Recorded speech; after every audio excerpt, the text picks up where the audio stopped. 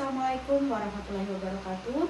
Perkenalkan, saya Mia Kartika yang akan menyampaikan pidato saya terkait keberpihakan saya terhadap Palestina. Alhamdulillahirrabbilalamin, puji syukur atas kehadirat Allah yang Maha Esa. Karena limpahan rahmat dan karunia-Nya, kita dapat berkumpul di sini dalam keadaan sehat, aman, nyaman, dan tentram.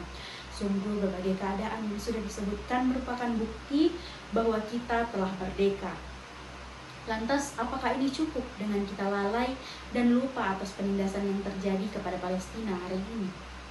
Semenjak hari di mana kemerdekaan Indonesia diproklamirkan, salah satu cita-cita luhur kita bersama adalah kemerdekaan itu ialah hak segala bangsa. Dan oleh sebab itu, maka penjajahan di atas dunia harus dihapuskan karena tidak sesuai dengan pri kemanusiaan dan pri keadilan.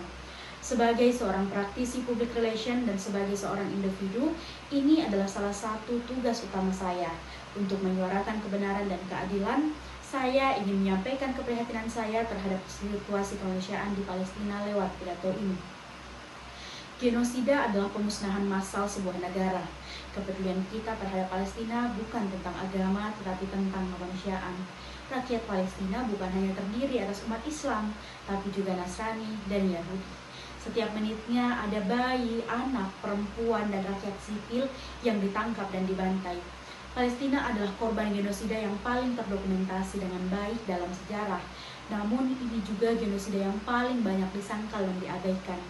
Konflik Palestina-Israel telah berlangsung selama puluhan tahun. Pada 2023 tercatat 36.000 orang Palestina tewas. Namun angka ini masih jauh lebih rendah daripada kenyataannya. Cara Israel melakukan genosida terhadap warga Gaza Palestina tidak hanya cukup dengan mengebom pemukiman mereka, tetapi juga dengan melakukan blokade ke Gaza yang membuat tersendatnya bantuan dari penjuru dunia. Kondisi warga sipil Palestina di jalur Gaza saat ini kian memprihatinkan. Imbas dari blokade masuknya pasokan makanan, warga Gaza kini dalam bahaya kelaparan. Setiap kali kita membuka berita atau melihat gambar-gambar yang menggambarkan penderitaan rakyat Palestina, hati kita terasa hancur dan terpukul. Kita menyaksikan anak-anak yang kehilangan orang tua mereka, keluarga yang kehilangan rumah mereka, dan rakyat yang terjebak dalam siklus kekerasan yang tiada henti. Tidak ada kata-kata yang bisa sepenuhnya menggambarkan ketidakadilan yang mereka alami setiap hari.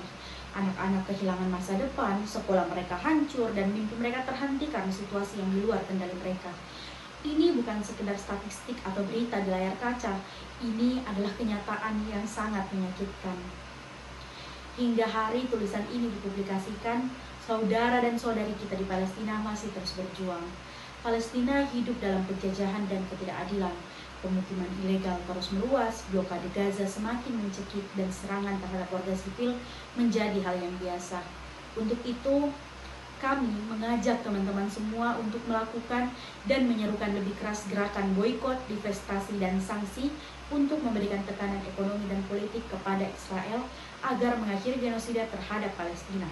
Dengan melakukan boikot atau menolak membeli dan menggunakan produk yang berasal dari Israel atau perusahaan yang mendukung praktik-praktik tidak adil dari Israel, melakukan divestasi atau menarik semua investasi dari perusahaan yang terafiliasi dengan aktivitas yang melanggar hak asasi manusia di Palestina, serta menerapkan sanksi ekonomi dan politik terhadap Israel. Setiap aksi kita adalah suara bagi mereka yang dipaksa tak bisa bersuara. Mari boikot produk Israel, periksa label produk yang kamu beli. Setiap produk yang kita beli adalah suara. Mari gunakan suara kita untuk mendukung Palestina. Boikot produk Israel, suara kita perubahan dunia. From the river to the sea, Palestine will be free.